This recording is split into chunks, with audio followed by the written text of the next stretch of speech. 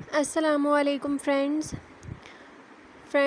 हम मैं मोहब्बत और तुम नावल की नेक्स्ट एपिसोड को स्टार्ट करते हैं।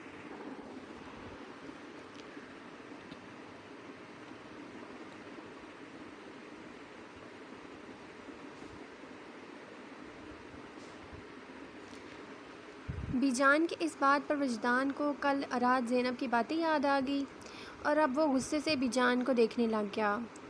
हाँ हूँ, बुरा मैं नहीं हूँ, मैं इज़्ज़त के काबिल, मारे मुझे और मारे, मैं तो इससे ज़्यादा थप्पड़ों का हकदार हूँ। नहीं, थप्पड़ नहीं, थप्पड़ से क्या होगा, कुछ ऐसा करे कि यहाँ दर्द हो मुझे, वो यहाँ। वजदान जुनूनी अंदाज में दिल पर हाथ रखे बेजान को बोला, क्या करोगी आप? हाँ, 1 मिनट रुके, मैं बताता हूँ। वजदान बेजान को हैरान परेशान करके अब अपने कमरे की तरफ गया था। कुछ देर बाद वजदान लौटा तो उसके हाथ में गन थी। ये लें और चिल्लाएं गोली मुझ पर, यहाँ मारें गोली। वजदान अभी जुनूनी अंदाज में दिल के मकाम पर उंगली रखे गन बीजान के हाथों में पकड़ा कर बोला, दिमाग ख़राब तो नहीं हो गया तुम्हारा वजदान? पागल हो गई हो क्या? बीजान ने पिस्तौल को दूर फेंकते हुए वजदान को गुस्से से देखते हुए कहा। अबीरा तो बस साइड पर सेमी खड़ी माँ और बेटे को देख रही थी।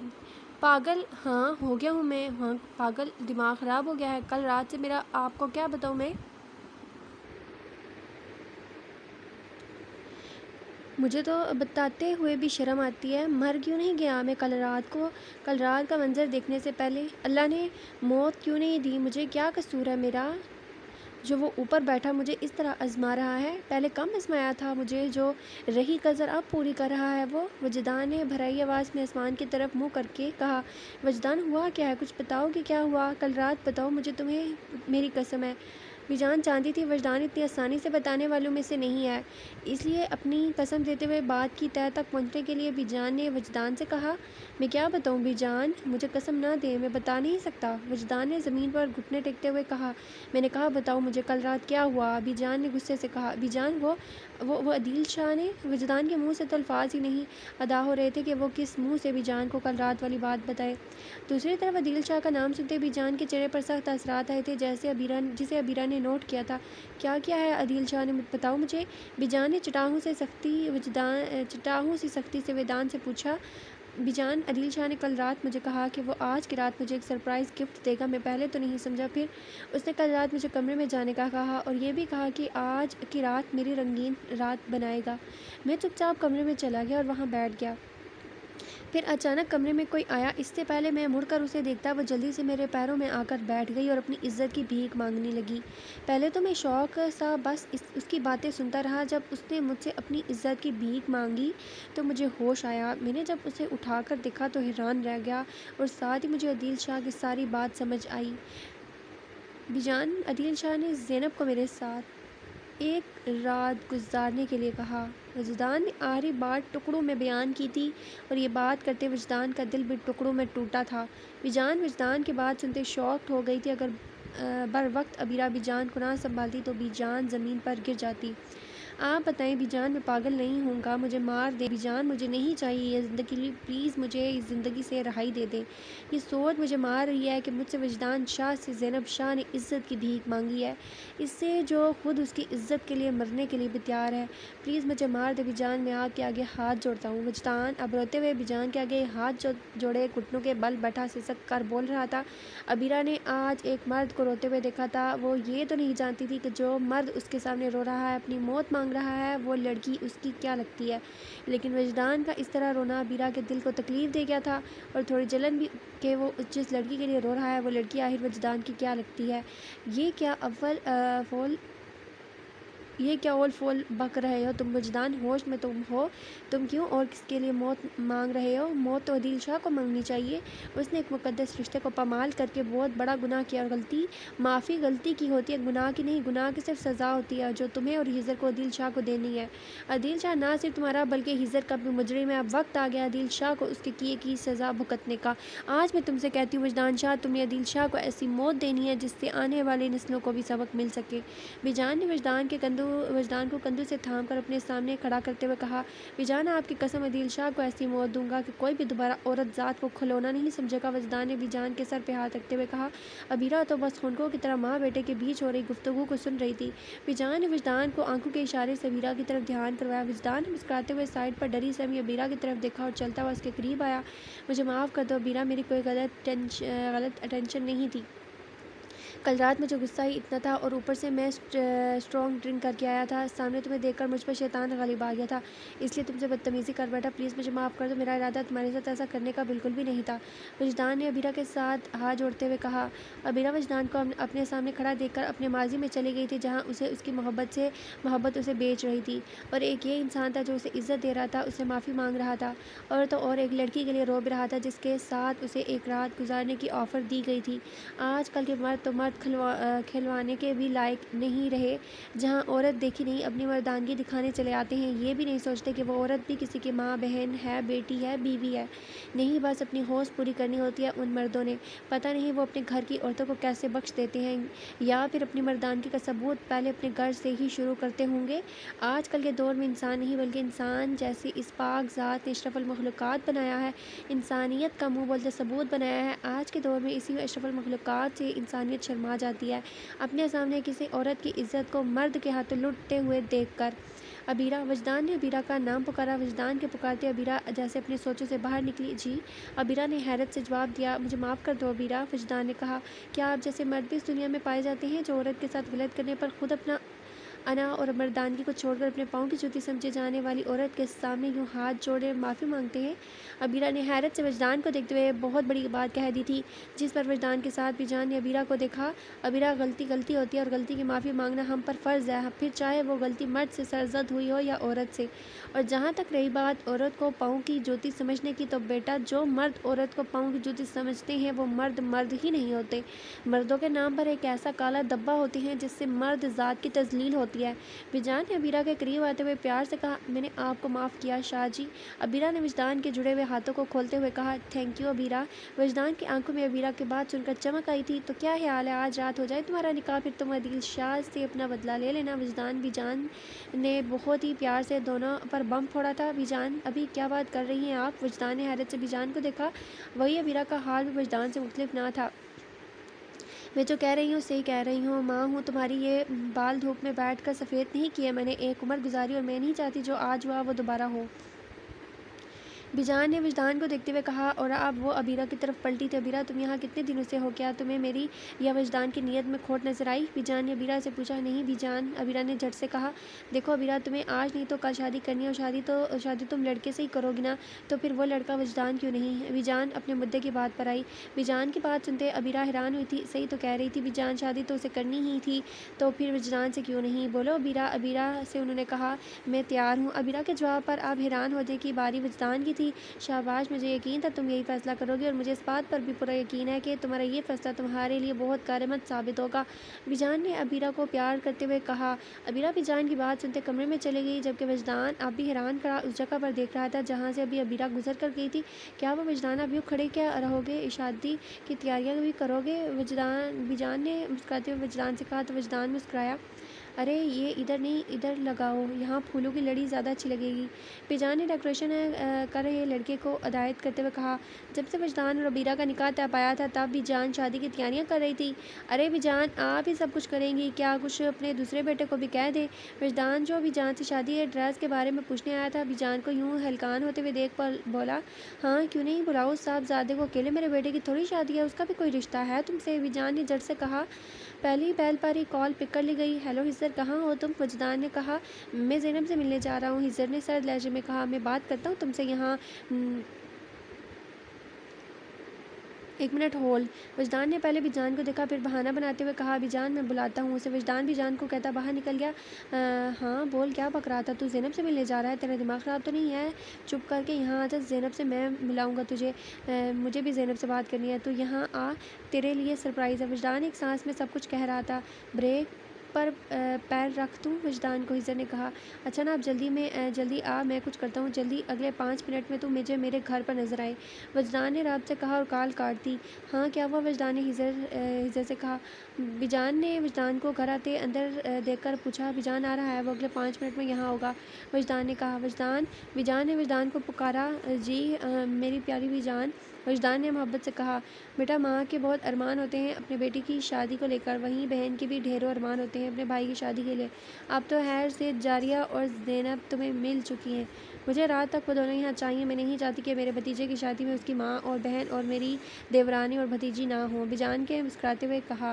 बिजान, डोंट वरी, मैं सब कुछ प्लान कर चुका हूँ, आपको आपकी भतीजी और देवरानी रात तक यहाँ मेरे और उनके घर में मिलेंगी, वजदान ने मुस्कुराते हुए कहा। लो देखो आ गया आपका लाडला, वजदान ने घर के अंदर दाखिल हो रहे हिजर को देखते हुए बिजान से कहा। अस्सलाम वालेकुम बिजान। हिजर ने बिजान के पास आते अपने सर को बिजान के आगे झुकाते हुए प्यार से कहा। वालेकुम सलाम बेटा। बिजान ने हिजर के सर पर प्यार से हाथ फेरते हुए कहा। जी तो जनाब, आपको क्या ज़रूरी काम पड़ गया मुझ नचीज़ से, और 1 मिनट पहले तो ये बता, ये घर को किस खुशी में सजा रहा है तू। हिजर पहले तो वजदान से उसकी मोबाइल पर की गई गुफ्तगू के बारे में पूछने ही लगा था, जब उसकी नज़र सामने डेकोरेशन कर रहे लड़के पर पड़ी तो हिजर ने पूछा, मेरी शादी की खुशी में, वजदान ने कहा। है शादी, 1 मिनट, मुझे शायद गलत सुन गया, ज़रा चुंडी काट मुझे, कहीं मैं किसी ख्वाब की वादी में तो नहीं घूम रहा। ऑफ कोर्स मेरी जान, वजदान ने कहते हुए हिजर के हाथ पर चुंटी काटी। जालिम, तेरी तो इतनी ज़ोर से कोई चुंटी काटता है, हिजर ने अपने हाथ को मसलते हुए कहा। अब आगे यकीन डार्लिंग, वजदान ने कहा। शर्म कर वजदान, बिजान आप इसे समझा दे, शादी हो रही है इसकी, और ये खबीस लड़की के खुद होते हुए लड़के पर लाइन मार रहा है, सिर्फ आम डार्लिंग बुला रहा है मुझे, सरेआम मुझे डार्लिंग बुला रहा है। देख भाई, मैं लड़का हूँ, लड़कियों में इंटरेस्ट रखता हूँ, मैं लड़कों में इंटरेस्ट नहीं रखता, इसलिए अब तू भी सुधर जा और अपनी बीवी पर ध्यान दे। हिजर ने एक आंख दबाते हुए बिजान के गिर्द बाजू खायल करके वजदान को शरत से कहा। अबे ओह, तुझे मैं शी मेल लगता हूँ साले, वजदान ने मसनूई गुस्से से कहा। कोई शक, हिजर ने कहका लगाते हुए कहा। हिजर के बाद सुनकर बिजान मुस्कुराई। तेरी तो रुक, तुझे मैं बताता हूँ कौन मेल है और कौन शी मेल। वजदान कहता अभी हिजर के कदम बढ़ाने ही लगा था जब उसका मोबाइल बचत हो गई तेरी, वरना अपनी शादी के दिन मुझसे मार खाता तू, हिजर ने हंसते हुए कहा। तुझे तो मैं बाद में देख लूँगा। वजदान मोबाइल पर मौजूद नाम देखते हुए घर से बाहर निकल गया। बदमाश ना हो तो कोई इस तरह मजाक करता है भाई से, बिजान ने हिजर के सर पर चित लगाते हुए कहा। बिजान, आप बिना मेरे बाल बिगाड़ दिए आपने, हिजर ने बालों पे हाथ फेरते हुए कहा। तो बिजान भी उसकी बातों पर मुस्कुराई। हाँ बोलो, काम हो गया, वजदान ने कॉल पिक करते पूछा। जी सर, आप पहुंच गए दिल शाह के पास, कुछ ही देर में उसे खबर मिल जाएगी, मुकाबिल से आवाज़ आई जिस पर वजदान मुस्कुराया। हाँ ओके, वजदान ने कहते कॉल काटी और दोबारा मोबाइल पर नंबर डाल गया। हाँ बोल, क्या हुआ, हद है, घर के बाहर कॉल कर रहा है, हिजर ने पिक करते हुए वजदान से कहा। फालतू बोल, मेरी बात सुन, मैं अम्मी और ज़ैनब को लेने जा रहा हूँ, तुम घर में तैयारियाँ देख लेना, और हाँ मेरी दुल्हन के लिए ड्रेस ऑर्डर किया मैंने, ड्रेस आते ही उस तक पहुँचा देना। वजदान ने कहते हुए कॉल काटी और फिर मोबाइल पर नंबर मिलाया। कॉल पहली बार पर उठा दी गई थी। हेलो, हाँ बोलो वजदान, जारिया बेगम ने वजदान की कॉल पिक करते हुए कहा। अम्मी जैसा कहा वैसा करें आप, तब तक मैं पहुँच रहा हूँ, प्लान 1 कामयाब हो गया, प्लान 2 की बारी है अब, वजदान ने मुस्कुराते हुए कहा। जारिया बेगम से कहा तो जारिया बेगम ने हाँ करके कॉल काट दी और अदील शाह के पास गई, जो कि प्लान का हिस्सा था, और दूसरी जानिब वजदान भी घर से निकल गया था। अदील बात सुने, जारिया अपने महसूस अंदाज में कहती है। अदील शाह के पास आई। जी कहिए गुलाम हाजिर। अदील शाह ने मोहब्बत से जवाब दिया। वो मुझे शॉपिंग पर जाना है, कुछ नाइट ड्रेसेस खरीदनी थी, पुरानी वाली अब अच्छी नहीं लगती, इसलिए तुम अब मुझ पर ध्यान भी नहीं देते हो। जारिया ने अदील शाह की कमज़ोरी पर हाथ रखते हुए बड़े प्यार से कहा। जी क्यों नहीं, अभी ले जाता हूँ शॉपिंग पर, अदील शाह ने मोहब्बत से कहा। कहाँ जाने की तैयारियाँ हो रही हैं मिस्टर अदील शाह, वजदान ने घर के अंदर दाखिल होते हुए अदील से पूछा। कुछ नहीं यंग मैन, आज हमारी महबूबा का शॉपिंग करने का मुहूर्त वहीं लेकर जा रहा हूँ, तुम बताओ यहाँ कैसे। अदील शाह ने अपनी बात बताते हुए आखिर में वजदान के यूँ आने की वजह दरियाफ्त की। वो दरअसल कराची से कॉल आई थी, वो कुछ माल भेजना चाह रहे हैं और दूसरे मुल्क, तो उन्हें हमारी मदद चाहिए, इसी बारे में डिस्कस करने यहाँ आया था मैं, वजदान ने झूठ का सहारा लेते हुए कहा। अच्छा तो एक काम करो, इससे पहले अदील शाह कुछ कहता उसका मोबाइल बजा। अदील शाह ने कॉल पिक की। हाँ बोलो क्या हुआ, अदील शाह ने मुकाबिल से पूछा। क्या कैसे हुआ ये सब, यू ब्लडी बस्टर, तुम लोग कहाँ मरे हुए थे, मुफ्त के पैसे चाहिए तुम्हें, हर माँ जाहिलों का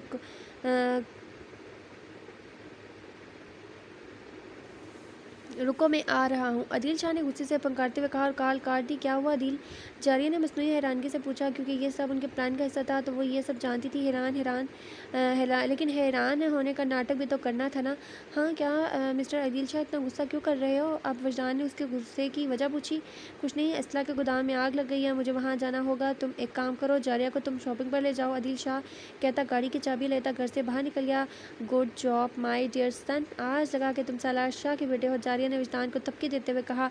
क्या अम्मी पहले नहीं लगता था क्या? विजदान ने कहा। अच्छा अब मुंह ना बनाओ, जाओ गाड़ी निकालो बाहर, मैं ज़ैनब को लेकर आती हूँ। जारिया बेगम ने मुस्कुराते हुए कहा और ज़ैनब को लेने चली गई। विजदान भी मुस्कुराता हुआ बाहर निकला और गाड़ी में जारिया और ज़ैनब का वेट करने लगा। हिजर करके कामों में घन चक्कर बना, कभी किसी को तो कभी किसी दूसरे को घर सजाने की हिदायत दे रहा था। अरे भाई ऐसे नहीं, ऐसे लगाओ। हिजर ने हाल में लगे झूमर पर फूलों से सजावट कर रहे लड़कों को कहा। अरे भाई ये फूल आप मुझे दे और जाएं किचन में खाने के इंतजाम देखे। सामने से फूलों की टोकरी थामे आ रहे लड़के को हिजर ने किचन की तरफ भेजा। हाँ तो बरखरदार कैसा लग रहा है? तैयारियां करते हुए बिजान ने अपनी हंसी दबाते हुए कहा। क्या बिजान आप भी शुरू हो गई हैं? ये नहीं किया कि मासूम बच्चे की मदद ही करवा दें, आगे जालिम समाज बनकर मुझ पर मजाक उड़ाने। हिजर ने कहा। वो तो मेरे मासूम बच्चे को मदद चाहिए, बिजान ने मोहब्बत से पूछा। बिजान की मोहब्बत भरी आवाज़ सुनकर हिजर ने हाँ में करदर नहीं लाई। चुप करके काम करवाएं, बड़े मदद मांगने तैयारियाँ तुम नहीं तो तुम्हारा कोई और आकर करेगा, काम चोर ना हो तो। अपनी बिजान ने अचानक अपनी टोन बदलते हुए कहा। हिजर तो बिजान के बदलते रंग देखकर हैरान। सर बाहर को सर बाहर कोरियर वाला आया है। मुलाजिम ने आकर हिजर से कहा। हाँ वो शादी का ड्रेस मंगवाया था, वजदान ने जाओ लेकर आओ। वो सामने देख रहे हो, 2 कमरे छोड़कर तीसरा कमरा वजदान की दुल्हन का है, वहाँ ड्रेस देकर आओ। बिजान ने सीढ़ी से ऊपर इशारा करते हुए हिजर को हुक्मिया लहजे में कहा। हिजर तो बिजान का अंदाज़ा देख रहा था कि कैसे आज बिजान जालिम समाज बनी हुई थी। क्या देख रहे हो, अगली सदी में जाने का इरादा है? जाओ, बिजान ने गुस्से से कहा तो हिजर गर्दन हिलाता बाहर मेन गेट की तरफ चला गया। हिजर ने कोरियर वाले से ड्रेस लिया और बिजान के बताए हुए कमरे की तरफ चला गया। हिजर ने कमरा खोला तो सामने बेड पर बैठी लड़की को देखा। चूँकि अबीरा की बैग हिजर की तरफ थी तो अबीरा हिजर को नहीं देख सकी। ये या यूँ कहना बेहतर होगा कि उसे हिजर के आने का ही पता नहीं चला। वो तो अपनी सोचों में गुम थी कि हिजर की आवाज़ ने उसे बहाल में खिंचा। जी ये आपका वेडिंग ड्रेस आ गया, ले लें, हिजर ने कहा। तो अबीरा जैसे ही ड्रेस लेने के लिए मुड़ी, हिजर हैरान परेशान खड़ा अबीरा को देखने लगा। जी वो ड्रेस। जब कुछ देर हिजर कुछ ना बोला तो अबीरा हिजर की नज़रों से कन्फ्यूज़ होती गई। तुम यहाँ? हिजर ने हैरत और खुशी के मिले जुले तसरात लिए अबीरा से पूछा था। वहीं दूसरी जानिब अबीरा भी हैरान हुई थी, क्योंकि अबीरा को भीमू के नाम से तो बस एक इंसान पुकारता था, वो जिसे कभी जी भर के देख भी नहीं सकी थी और वो उससे जुदा हो गया। एक ऐसा जख्म दे गया जो आज तक भर नहीं सका था। और आज उस इंसान को देखकर अबीरा को समझ नहीं आ रहा था कि वो खुश हो या गुस्सा हो। अबीरा बस इसी परेशानी में मुब्तला थी जब हिजर ने उसे दोबारा पुकारा। भीमू तुम यहाँ कैसी हो? तुम ठीक हो ना? क्या तुम्हारी वजदान से शादी हो रही है? अगर हो रही है तो घर के बाकी लोग कहाँ हैं? हिजर ने एक ही सांस में कितने सवाल कर लिए थे। अबीरा तो बस खूनकों की तरह सामने खड़े शख्स को देखने में मसरूफ़ थी जिसको इसने सिर्फ घर के पुराने एल्बम में देखा था। अम्मी ये कौन है? बहुत ही हैंडसम लड़का। अबीरा जो घर की सफाई कर रही थी, सफाई के दौरान उसे एक पुराना एल्बम मिला था जिसमें घर के तमाम अफराद की तस्वीर थी।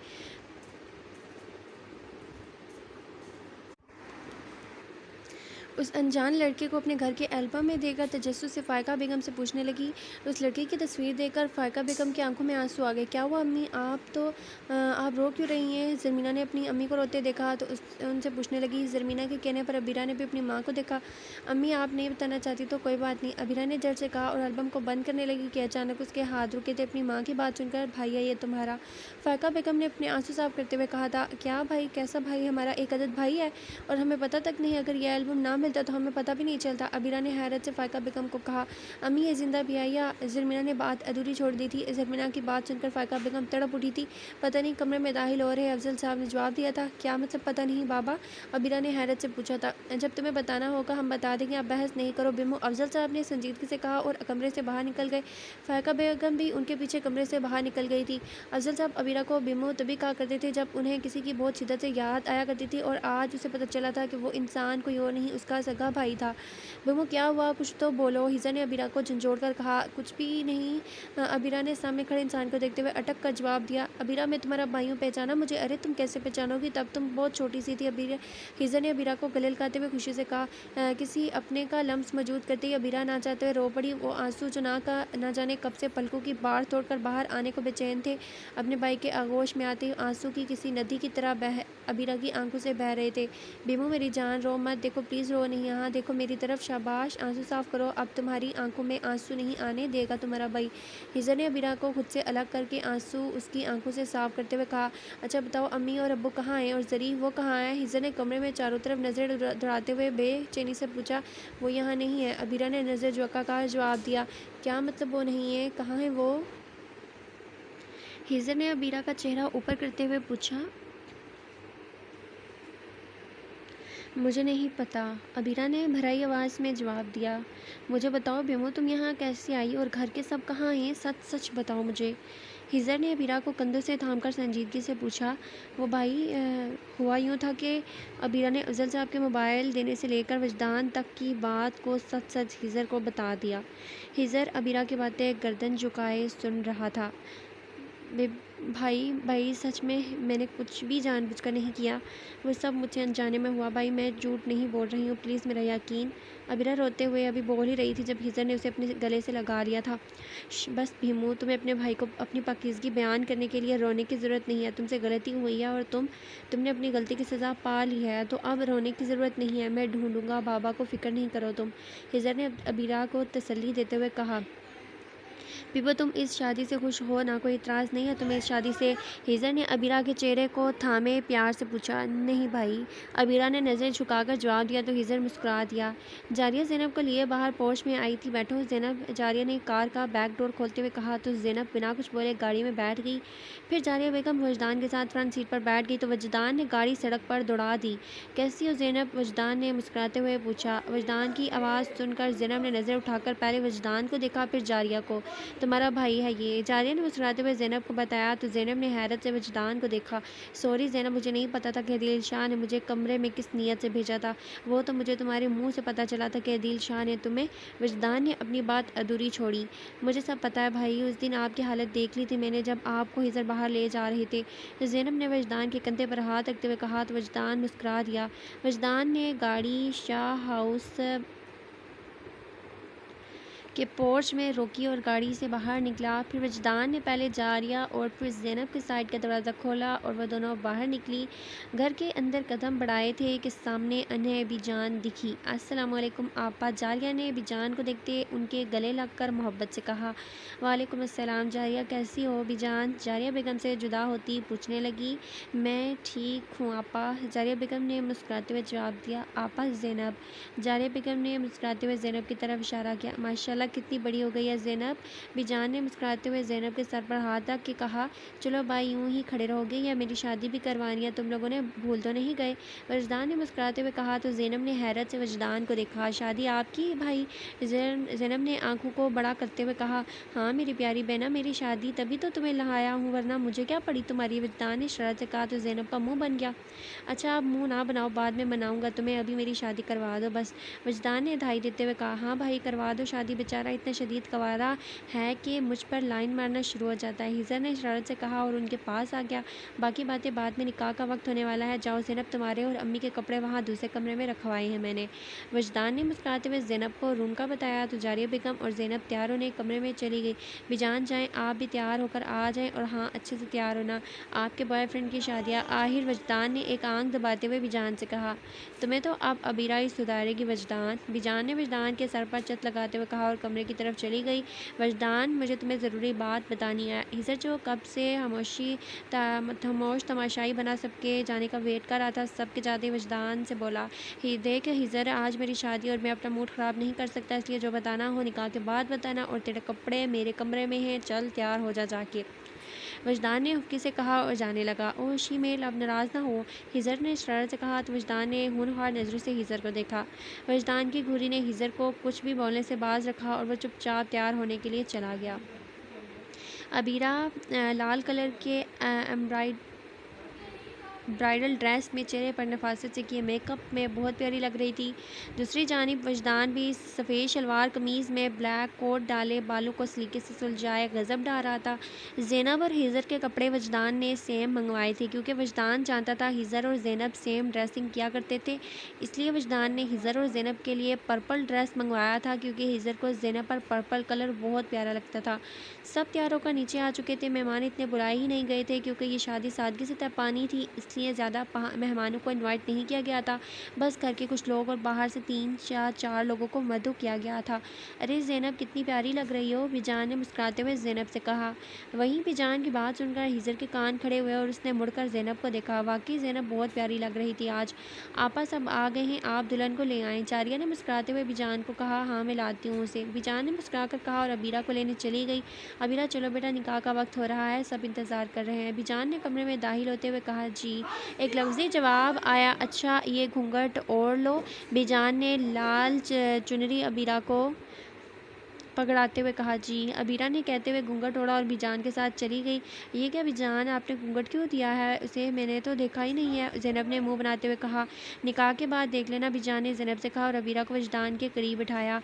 मौलवी साहब वहीं आ गए। पहले अबीरा उसे मौलवी साहब ने कहा। अबीरा शाह वल्द अबीरा शाह वल्द अफजल शाह, आपका निकाह वजदान शाह वल्द सलार शाह के साथ गवाहों की मौजूदगी अल्लाह सुब्हानो तआला को हाजिर और नाजिर जान के हजूर अक़दस की सुन्नत की पैरवी करते हुए शरीयत मुतहरात के मुताबिक हक़ महर 2 लाख रुपए सिक्का राजुल वक्त तय पाया। क्या आपको कबूल है? अबीरा ने जब मौलवी साहब के मुँह से वजदान के वालिद का नाम सुना तो हैरत से हिजर की तरफ देखा। हिजर समझ गया था कि अबीरा उसे ऐसे क्यों देख रही है, इसलिए उसके पास आया और कान पर झुका। मैं तुम्हें निकाह के बाद सब बताऊँगा। ये निकाह कर लो, वजदान तुम्हारे लिए बेहतरीन फ़ैसला है। हिजर ने सरगोशी नुमा कहा था। वहीं मौलवी साहब ने दोबारा पूछा। क्या आपको ये निकाह कबूल है? जी कबूल है। क्या आपको ये निकाह कबूल है? जी कबूल है। क्या आपको ये निकाह कबूल है? जी कबूल है। आखिरी बार उसे कबूल कहते हुए अपने घर वालों की बहुत याद आई थी। उसकी आंखों से आंसू निकले थे। निकाह एक ऐसा रिश्ता होता है जहाँ पल भर में लड़की हकदार बदल जाता है। बाप के नाम की जगह उसे एक ऐसे इंसान का नाम दे दिया जाता है जिसे हम कभी जानते भी नहीं थे। लड़की कितनी सख्त दिल क्यों ना हो, निकाह के पेपर पर साइन करते हुए पूरे दिलो जान से लर्ज जाती है, क्योंकि एक साइन से उसका हकदार बदल जाता है। वजदान ने भी निकाह के पेपर पर साइन किया और यूँ अबीरा और वजदान निकाह के बाकायदा रिश्ते में बन गए। अम्मी अबीरा शाह अफजल अंकल की बेटी, ये इत्तफाक है या भाई को पता था? सब ज़ैनब ने हैरानगी से जारिया से पूछा। पता नहीं बेटा, ये तो अब वजदान से पता चलेगा, मैं बात करूँगी रात में उससे। जारिया बेगम ने वजदान को देखते हुए ज़ैनब से कहा। निकाह की सारी रस्में बिजान और जारिया बेगम ने मिलकर की थी। अब सारी रस्मों से फारिग होकर बिजान ने अबीरा को वजदान के कमरे में बिठाया और ख़ुद नीचे आ गई जहाँ सब घर वाले बैठे थे। हिजर, अबीरा तो तुम्हारी बहन है ना, उसे तुम यहाँ लाए हो? अगर लाए भी हो तो तुम्हारे बाकी घर वाले कहाँ हैं? ज़ैनब ने हिजर को देखते हुए पूछा। उसे यहाँ हिजर नहीं लाया, वजदान लाया था, बिजान ने जवाब दिया। क्या वजदान भाई आप लाए अबीरा को? ज़ैनब ने हैरत से पूछा। चुप हो जाओ ज़ैनब, तुम्हारे तो सवाल जवाब भी ख़त्म नहीं होंगे। हिजर और वजदान, तुम दोनों में से मुझे हकीकत कौन बताएगा? जारिया बेगम ने ज़ैनब को डांटते हुए आप दोनों से पूछा था। आंटी मैं बताता हूँ। हिजर ने जब वजदान को चुपचाप बैठा देखा तो जारिया बेगम से कहने लगा। वजदान क्या बताता अपनी माँ को? उसे तो सिर्फ इतना पता था कि अबीरा को उसने बिकने से बचाया है। वो ये तो जानता ही नहीं था कि अबीरा वही अबीरा है जिसके साथ उसका बचपन में ही रिश्ता पक्का कर दिया गया था। आंटी, दरअसल हुआ कुछ यूँ कि हिजर ने सबको सारी बात बताई, मगर ये नहीं बताया था कि अबीरा उस लड़के को पसंद करती थी जिसने उसे बेच दिया, क्योंकि वो अपनी बहन को उन लोगों की नज़रों में मशकूक नहीं बनाना चाहता था। बेशक वो अबीरा पर कोई उंगली ना उठाते, लेकिन फिर भी कहीं ना कहीं मनफी सोच इंसान में पैदा हो ही जाती है। ये तो बहुत बुरा हुआ बच्ची के साथ, लेकिन जितना भी उसने उसे जाना था, बहुत अच्छी और नेक सीरत बच्ची है अबीरा, बिजान ने मुस्कुराते हुए कहा। वजदान पर सर झुकाए सबकी बातें सुन रहा था। अच्छा, अब बहुत हो गई बातें। वजदान, तुम अपने कमरे में जाओ। जारिया और ज़ैनब, तुम यहीं रुको या जाना होगा तुम लोगों को? बिजान ने पहले वजदान से कहा और फिर जारिया बेगम से पूछने लगी। बिजान, आदिल शाह शहर से बाहर है, 2 या 3 दिन तक यहाँ नहीं आएगा और उसके मुलाजमों का मुंह भी बंद करवा चुका हूँ, इसलिए अम्मी और ज़ैनब 2 दिन तक यहीं रह सकती हैं। वजदान ने बिजान को देखते हुए कहा और उठकर खड़ा हुआ। ठीक है, तुम जाओ अपने कमरे में, बिजान ने वजदान से कहा। तो वजदान चुपचाप अपने कमरे की तरफ कदम बढ़ाने ही लगा था जब उसे हिजर की आवाज़ आई। मुझे तुमसे एक बात करनी है। हिजर ने संजीदगी से कहा। आप सब अपने कमरे में जाइए, रात बहुत हो गई है। हिजर ने तीनों को कहा तो वो सब चुपचाप अपने कमरे में चले गए। हाँ बोलो क्या बात करनी है? वजदान ने तहम्मुल से कहा। देखो वजदान, मेरा और तुम्हारा 13 साल का है, तुम जानते हो मुझे गोल मोल बातें करनी नहीं आती। मेरी बहन बहुत मासूम है, उसे दुनिया की पहचान नहीं है। उससे जो भी हुआ वो सब नादानी और नाज़ में हुआ था और उसे उसकी सज़ा मिल चुकी है। मैं ये नहीं कहता कि तुम मेरी बहन पर कोई एहसान करो अपने साथ रख कर। मुझे खुद नहीं पता था कि वो मेरी बहन है, मुझे आज मालूम हुआ। मैं तुझे बताना चाहता था लेकिन तुमने मेरी बात नहीं सुनी। प्लीज़ मेरी बहन को एक मौका ज़रूर देना अपनी सफाई पेश करने का। हिजर ने वजदान को प्यार से समझाते हुए कहा, हो क्या तेरा? मुझे पता है वो मासूम है, उसे इस दुनिया का नहीं पता और मैं कोई दूध पीता बच्चा नहीं हूँ जो कुछ समझ ना सके। इसलिए तुम जाओ और आराम करो। तुम्हारी बहन अब मेरी वजदान शाह की जिम्मेदारी है, इसलिए अब तुम टेंशन फ्री होकर जाओ और घोड़े गधे बेचकर सो जाओ। वजदान ने संजीदगी से कहते हुए आखिर में मजाक से कहा था, अच्छा थैंक यू यार, तो सच में बहुत अच्छा है। हिजर ने वजदान के मजाक को इग्नोर करते हुए उसकी पहली बात पर खुश होते हुए कहा, बस बस मक्खन नहीं लगाओ, अब मुझे जाने दो। वजदान ने शरारत से कहा, तुम कोई ब्रेड नहीं हो जो मैं तुझे मक्खन लगाऊंगा, तू तेरी तारीफ़ के काबिल ही नहीं है, तू शीमेल ना हो तो। हिजर ने अभी ईंट का जवाब पत्थर से दिया, अब शादी भी हो चुकी है, मेरी एक अदद बीवी है, मेरी खबरदार जो मुझे दोबारा शीमेल जैसे घटिया अलकाबात से नवाजा। वजदान ने कहा, अच्छा आप नाराज़ ना हो जाकर अबीरा से तहम्मुल से बात करना, और हाँ एक ज़रूरी बात, उसे हमारे पास का नहीं पता, प्लीज़ उसे बता देना ताकि आगे चलकर कोई प्रॉब्लम ना हो। हिजर ने वजदान के कंधे पर हाथ रखकर कहा तो वजदान हाँ में गर्दन हिलाता अपने कमरे की तरफ चल दिया। हिजर अभी अपने कमरे की तरफ जाने ही लगा था जब उसके मोबाइल पर किसी की कॉल आई। हिजर ने नंबर देखा तो 21 सेकंड में कॉल पिक कर ली। हिजर ने बला की संजीदगी से पूछा, जी सर काम हो गया, वो बेहोश है, अभी कुछ ही देर में होश आ जाएगा। मुकाबिल ने मौजूदा हालात से हिजर को आगाह किया, सही किसी को कोई शक तो नहीं हुआ? हिजर ने संजीदगी से पूछा, नहीं सर, काम बिल्कुल आपके प्लान के मुताबिक हुआ। मुकाबिल ने हिजर को तसल्ली देते हुए कहा, ओके, जब तक मैं ना कहूँ उसे होश में आने मत देना। हिजर ने कहा और कॉल काट दी क्योंकि सामने से उसे ज़ैनब अपनी तरफ आती देख चुकी थी। क्या हुआ स्वीट हार्ट? हिजर ने मोहब्बत से ज़ैनब से पूछा। कोई कह ही नहीं सकता था कि अभी कुछ चंद लम्हे पहले वो संजीदा था। कुछ नहीं, पानी नहीं था कमरे में, वो लेने आई थी। ज़ैनब ने जवाब दिया और किचन की तरफ बढ़ गई। ज़ैनब अभी बोतल में पानी भर रही थी कि उसे अपने पेट पर किसी की उंगलियों का लम्स महसूस हुआ। पानी छोड़ो, कुछ अपने शोर पर भी ध्यान दो। हिजर ने ज़ैनब के कंधे पर चेहरे रखे ज़ोमानी अंदाज में कहा, हिजर दिमाग तो ख़राब नहीं हो गया तुम्हारा? कोई देख लेगा तो क्या सोचेगा? ज़ैनब ने हिजर को पीछे धकेलते हुए कहा और वापस जाने लगी। हिजर ने ज़ैनब की कलाई थामे उसे अपने करीब किया और अपनी गिरफ्त उसकी कमर पर सख्त करते हुए कहा, दिमाग ख़राब ही तो हुआ है मेरा डियर वाइफ, आप 10 साल बाद मिली हो, तुम कितना तड़पा हो मैं तुमने मुझे अब कितना तड़पाया तुमने मुझे, अब मिली हो तो दूर दूर रहती हूँ, मुझसे कोई नामहरम तो नहीं हूँ, मैं शोहर हूँ तुम्हारा, तुम पर अपना हक महफूज रखता हूँ मैं, प्लीज़ अब तो मुझसे दूर मत जाओ, मर जाऊँगा अब मैं। हिजर जज्बात में अभी बोल ही रहा था कि ज़ैनब ने तड़प कर उसके होंठों पर हाथ रखा। खबरदार, जो मरने का नाम लिया तो तुमने तो मुझसे बुरा कोई नहीं होगा अगर तुमने अब ऐसा कहा तो। ज़ैनब ने हुक्की से कहा, आई लव यू ज़ैनब, तुम्हें नहीं पता कितना तड़पा हूँ मैं तुम्हारे लिए। हिजर ने मोहब्बत से अपने जज्बात ज़ैनब के सामने किए। आई लव यू टू हिजर, मैं भी बहुत बहुत तड़पी हूँ तुम्हारे लिए। ज़ैनब ने मोहब्बत से जवाब दिया, ऐसे नहीं, अल्फाज से मोहब्बत मालूम नहीं होती डियर वाइफ, अभी अमल की बारी है। हिजर ने ज़ैनब को देखते हुए कहा तो ज़ैनब पलके झुका गई। हिजर बिना एक पल किए देर किए ज़ैनब को बाहों में उठाकर अपने कमरे की तरफ चल पड़ा। आज तुम्हें पता चलेगा कितना तड़पाया तुमने मुझे, हिजर ने सीढ़ियाँ चढ़ते ज़ैनब से कहा तो ज़ैनब शर्मा के मारे अपना चेहरा हिजर के सीने में छुपा गई। वजदान ने कमरे में दाखिल होते सामने अबीरा को अपने इंतज़ार में बैठा पाया तो वजदान के चेहरे पर मुस्कुराहट आई। वजदान ने मुस्कुराते हुए दरवाज़ा बंद किया और बेड पर आकर अबीरा के करीब आकर बैठा। वजदान को अपने करीब बैठा देखकर अबीरा के हाथ की हथेलियाँ पसीने से शराबूर हो गई। वजदान ने मुस्कुराते हुए अबीरा के चेहरे पर से घूंघट उठाया। घूंघट उठाते ही वजदान जैसे साकत सा अबीरा को देखने लगा। वो उसे बचपन में जिस कदर अपनी तरफ खींचती थी, अब तो उससे ज़्यादा अट्रैक्टिव हो गई थी। वजदान ने अपनी नज़र अबीरा के चेहरे पर से हटाई और एक मखमली डबिया निकाली और डबिया को खोल कर अबीरा के सामने किया। तुम्हें यह तोहफ़ा कैसा लगा? वजदान ने मुस्कुराते हुए पूछा। आज तो वजदान के चेहरे पर मुस्कुराहट जुदा ही नहीं हो रही थी। वो लड़की जिसे उसने बचपन में शिद्दत से चाहा था, आज वही लड़की उसकी बीवी बने उसके सामने मौजूद थी।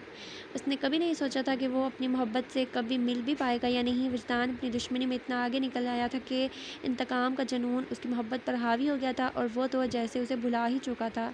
सुनिए, मुझे आपसे कुछ कहना है। अबीरा वजदान की खुशमोशी से घबराते हुए अटक अटक कर कहने लगी। हाँ बोलो ना बिमो, मैं सुन रहा हूँ, वजदान ने मोहब्बत से कहा तो अबीरा ने उसे हैरत से देखा। ऐसे क्या देख रही हो? तुम्हारा भाई मुझे ही देख देख कर तुम्हें बिमो कह कर पुकारता था। वजदान ने अबीरा की हैरानगी दूर करते हुए मुस्कुरा कर कहा, मैं जानती हूँ मुझ जैसी लड़की से कोई भी इज़्ज़तदार मर्द शादी करना नहीं चाहेगा। मैं एक बिकी हुई लड़की किसी इज़्ज़तदार मर्द के काबिल नहीं हूँ, लेकिन मुझसे जो हुआ नैतानी में हुआ। मैंने तो उसे मोहब्बत की थी, लेकिन उसने मेरा फ़ायदा उठाते मुझे बेच दिया। प्लीज़ मेरी इज़्ज़त को लेकर एक भी लफ्ज़ मत पूछिएगा। मुझसे मैं अपनी इज़्ज़त और पाकीज़गी की गवाही दे नहीं सकूँगी, लेकिन मैं आपके साथ ज़बरदस्ती भी नहीं रहूँगी। मैं आपके काबिल नहीं हूँ, इसलिए आप मुझे तलाक। चुप, एकदम चुप। अब अगर तुम्हारे मुँह से मैंने कोई फ़ालतू बात सुनी ना, तो अभी के अभी ज़िंदा ज़मीन में गाड़ दूँगा तुम्हें मैं। वजदान जो कब से ज़ब्त की उसकी बातें सुन रहा था, तलाक का लफ्ज़ अबीरा के मुँह से सुनते गुस्सा आ गया। वजदान के गुस्से करने पर अबीरा ने पलकें झुकाकर उठाकर वजदान को देखा, तो वजदान की आंखें सुर्ख अंगारा हो रही थी। मेरे कहने का मतलब वो नहीं था, अबीरा ने डरते हुए कहा। देखो अबीरा, आज पहली और आखिरी बार मैं तुम्हें माफ़ कर रहा हूँ। आज के बाद तलाक का लफ्ज़ तुम्हारे मुँह से निकला तो यकीन जानो अगला सांस नहीं ले पाओगी तुम। वजदान ने अपने गुस्से पर काबू पाते हुए संजीदगी से कहा, आज से नहीं, बचपन से तुम्हारे रास्ते सिर्फ और सिर्फ वजदान शाह तक ही आते थे और आगे भी मुझ तक ही आएंगे, इसलिए अब तुम फजूल का सोचना छोड़ दो। अबीरा को ना सिर्फ बावर करवाया था उसने, लेकिन अपने बचपन की मोहब्बत से भी आगाह किया था। बचपन से कैसे? अबीरा ने पूछा। जी हाँ, तुम्हारा मेरे साथ आज से 13 साल पहले रिश्ता पक्का हो चुका था, वजदान ने कहा। वो कैसे? और मुझे तो इस बारे में कुछ भी मालूम नहीं। मैं बताता हूँ ना मेरी जान, ये तब की बात है जब तुम 10 साल की और मैं 15 साल का था। याद है ना तुम्हें, हम कैसे बचपन में खेला करते थे एक साथ। वजदान अबीरा को अपने और उसके खूबसूरत माजी में ले गया, जहाँ वजदान के मुकद्दर में एक काली रात और अबीरा की ज़िंदगी में एक आजमाइश लिखी गई थी। वजदान की ज़िंदगी में वो काली रात आई और उससे उसका सब कुछ छीन ली गई, जबकि अबीरा की ज़िंदगी की आजमाइश उसे अपने असल हकदार, अपने मजाजी खुदा वजदान के पास ले आई। 10 साल पहले। जारिया बेगम कहाँ हैं? आप यहाँ आएँ, जल्दी देखें आपका होनहार बेटा क्या करके आया है। 10 साल पहले की कहानी शुरू। सलार शाह अपने बेटे को लिए घर में दाखिल होते ही खुशी से जारिया बेगम को बोलते हुए कहने लगे, आ गई मैं जी, तो बताएं क्या करके आया है आपका शहज़ादा। जारिया बेगम ने किचन से निकलते मुस्कुरा कर कहा, अम्मी ये देखिए, मुझे कबड्डी में फ़र्स्ट प्राइज़ मिला है। वजदान ने खुशी से अपनी ट्रॉफ़ी जारिया बेगम के सामने करते बताया, शाबाश मेरा बेटा, तो पैदा ही जीतने के लिए हुआ। जारिया बेगम ने वजदान के गाल पर किस करते हुए कहा, अरे बेगम, कुछ खाने के लिए भी मिलेगा या नहीं, या फिर आज आप दोनों माँ बेटे की मोहब्बत देखकर ही पेट भरना होगा मुझे। सलार ने कहा, आपको बस मौका चाहिए होता है। सलार जाएं, हाथ मुँह धोकर आएँ, मैं खाना लगाती हूँ। जारिया ने कहा, बाबा मामा तो आपसे नाराज़ हो गई, जाएं और मनाएं अपनी बीवी को, वरना रात में खाना नहीं मिलेगा आपको। वजदान ने शरारत से कहा, मेरा बेटा तो मुझसे भी 4 कदम आ गया। सलार शाह ने मुस्कुराते हुए कहा और किचन की तरफ चल दिया। आखिर अपनी बीवी को मनाना था। क्या हुआ बेगम, आप तो खफा हो गई हैं मुझसे। सलार शाह ने जारिया बेगम के गिर्द बाजू खैल करते हुए कहा। उस अचानक अफ्तार पर जारिया बेगम बौखला कर रह गई। क्या है सलार, आपको 2 बच्चों के बाप हैं आप और हरकतें वही नए जोड़ों की तरह ही करते हैं आप। शर्म करें, बच्चे देख लेंगे तो क्या सोचेंगे। जारिया बेगम ने इस्लाह शाह को खुद से अलग करते हुए कहा, यही कहेंगे ना कि उनके बाबा कितने रोमांटिक हैं। इस्लाह शाह ने शरारत से कहा। खाना आरामदा माहौल में खाया गया। जारिया बेगम, हमारी लाडो कहाँ हैं? दिख नहीं रही हैं। सलार शाह ने जारिया बेगम से ज़ैनब के बारे में पूछा। आपकी लाडो अफजल साहब के घर हैं। सलार, मजाल है जो उस लड़की के कदम अपने घर में टिकते हों। जारिया बेगम ने ज़ैनब के बारे में बताया। फिर क्या हुआ बेगम, बच्ची है वो, अभी उम्र ही क्या है उसकी। सलार शाह ने अपनी बेटी की हिमायत करते हुए कहा, उम्र क्या है उसकी सलाह, ये आप कह रही हैं बच्ची नहीं है, वह आपने बच्ची बनाया हुआ है, उसे 18 साल की है, वो बालिग है, मेरी तो सुनती भी नहीं है। आप प्लीज़ उसे समझाएं, लोग क्या कहेंगे। जारिया बेगम ने अपने खदशात जाहिर किए। अच्छा आप परेशान हो, मैं अपनी बेटी को समझाता हूँ, सलार ने कहा। सलार शाह 2 भाई थे। माँ बचपन में इंतकाल कर गई थी और उनके अब्बू चंद साल कबल हार्ट अटैक होने के बायस हल्के हकीके से जा मिले। सलार शाह पेशे से वकील थे और उनका छोटा भाई अदील शाह यूरोप में रहाइश पजीर था। बाप के वफ़ात के बाद वो यूरोप चला गया था। इस तरह अचानक यूरोप जाने का फ़ैसला अदील शाह ने क्यों किया था, ये सिर्फ अदील शाह के बाप और एक और शख्स के अलावा किसी को नहीं मालूम था। सलार शाह ने अपने अब्बू से बहुत पूछा, पर बताने से पहले अल्लाह ने उन्हें अपने पास बुलवा लिया और दूसरे शख्स के बारे में सलार शाह को कुछ भी मालूम ना था।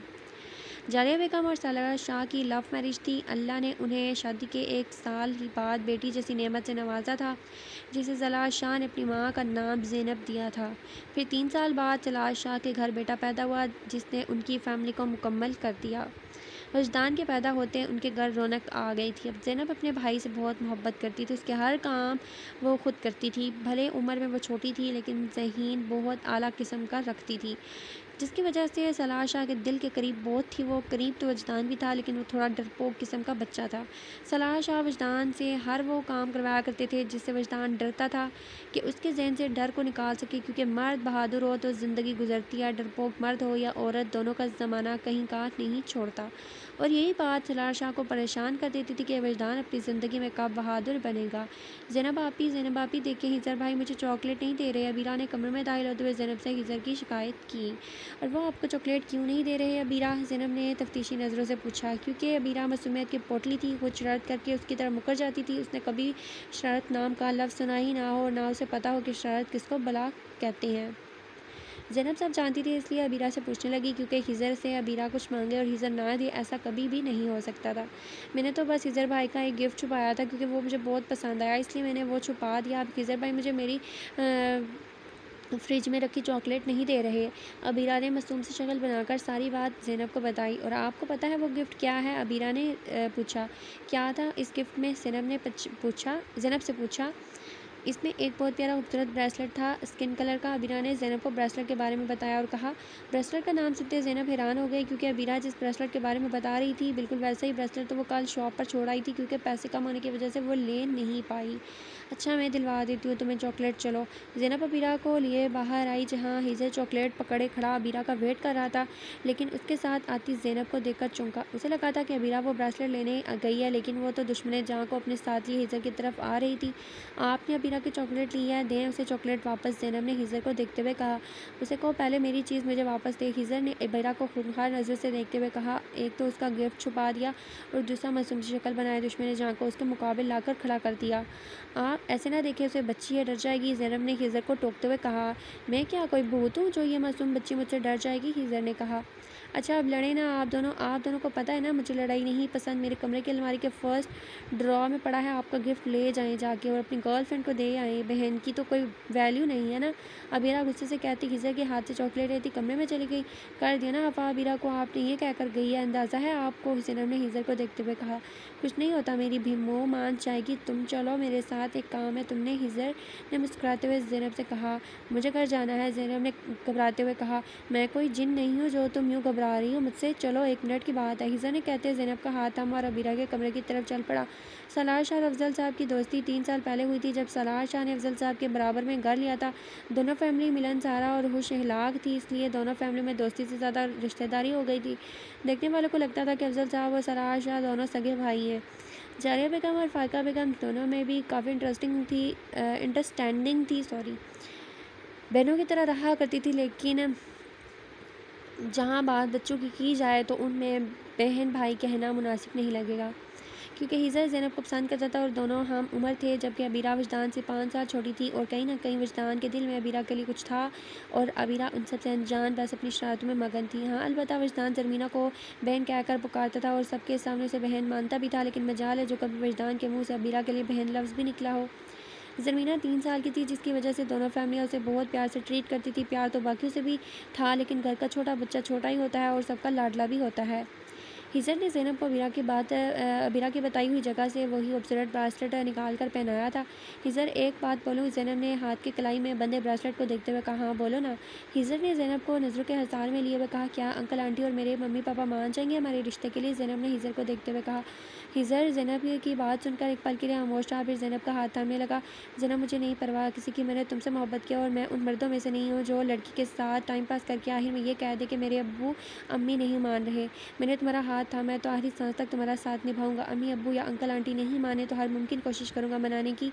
अगर फिर भी नहीं माने तो मुझे हर हज़ारा मंजूर है सिवाय तुम्हारे। हिजर ने एक जुनूनी अंदाज में ज़ैनब का हाथ थामे उससे कहा। ज़ैनब हिजर की आंखों और लफ्ज़ों में अपने लिए मोहब्बत और एहतराम देकर खुद किस्मत पर रश कर रही थी कि पीछे से किसी की आवाज़ आई और उन्हें जज्बात से बाहर ले आई थी। हिजर और ज़ैनब ने दरवाजे की तरफ देखा तो शौक होकर रह गए थे। दरवाजे पर खड़ा दोनों फूस मुँह पर हाथ रखे अपने हंसी कंट्रोल करने की कोशिश में थे। तुम दोनों यहाँ कैसे? ज़ैनब ने अटकते हुए अल्फाज अदा किए। और कब से यहाँ हमारी बातें सुन रहे हो तुम दोनों? हिजर ने बाकी पूरी बात कहते हुए 2 ही कदमों में फासला तय करके उन दोनों तक पहुँचते हुए पूछा। हम दोनों तो यहाँ खेलने आए थे, लेकिन यहाँ तो कुछ और ही चल रहा था। अबीरा ने हंसते हुए कहा। बिमू, हिजर ने गुस्से से अबीरा को कहा तो उसकी हंसी को ब्रेक लगी। आप यहाँ क्या कर रही हो? जाओ, आपको मामा बुला रही हैं, बहुत गुस्से में हैं। पापा से भी आपकी शिकायत की है, आप यहीं इनके घर रहती हो, जल्दी जाएँ मामा के पास, वरना आपकी 8 डबल नहीं बल्कि ट्रिपल ग्लास लगेगी। वजदान ने हिजर को अबीरा पर गुस्सा करते देखा तो उनका ध्यान दूसरी तरफ करने की कोशिश करते हुए ज़ैनब से कहा, जो कि फ़ायदेमंद भी साबित हुआ था। ज़ैनब जल्दी से कमरे से निकल गई थी और हिजर भी अब नॉर्मल हो गया था। तुम जाओ या तुम्हें भी कोई इनविटेशन कार्ड दूँ? अफजल अंकल बुला रही हैं। वजदान ने हिजर को देखते हुए संजीदगी से कहा, लेकिन आंखों में एक अलग चमक थी। तो हिजर वजदान को घूरता हुआ कमरे से निकल गया। वजदान हिजर से भले 3 साल छोटा था, लेकिन अकल वो हिजर से ज़्यादा रखता था और वो दोनों में कोई बड़े छोटे की बात नहीं थी। दोनों ही एक दूसरे के तो तुम कहकर दोस्तों की तरह बातें करते थे। ओ हेलो, खेलना है या नहीं? अगर नहीं खेलना तो बता दो, मैं किसी और को ढूंढ लूँ खेलने के लिए। अबीरा ने वजदान के आगे चुटकी बजाते हुए कहा।